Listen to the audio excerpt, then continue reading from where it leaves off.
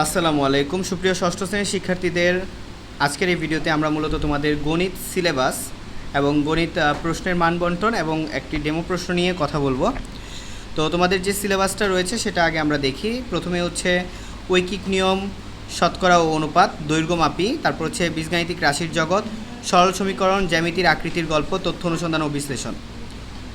So এই ক্ষেত্রে তোমাদের দেখো মানবন্টনটা হচ্ছে, লিখিত পরীক্ষার মানদণ্ডটা হচ্ছে এমসিকিউ থাকবে হচ্ছে তোমার 15টি, 15 মার্কস, আর 10টি এক কথায় উত্তর থাকবে 10 নম্বর।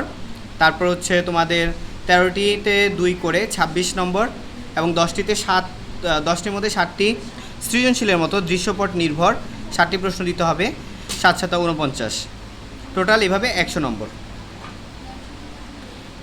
এখন আমরা একটি প্রশ্ন দেখব। দেখো ষষ্ঠ শ্রেণীর প্রশ্নটি এখানে আমরা দেখতে পাচ্ছি, ডেমো একটি প্রশ্ন, যে প্রথমেই দেখতে পাচ্ছ কিছু এমসিকিউ, যেটা খাতায় লিখবা, কোনো ওএমআর প্রদান করা হবে না।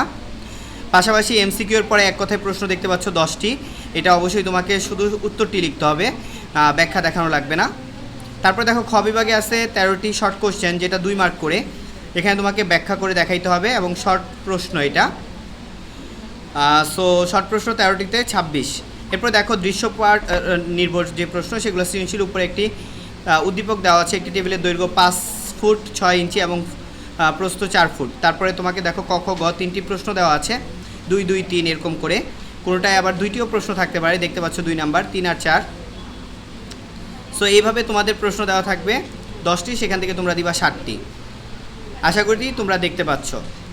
সো এইটাই ছিল তোমাদের ডেমো কোশ্চেন এবং পাশাপাশি তোমাদের মান বন্টন, তোমাদের আরও যেই সিলেবাস সেটা।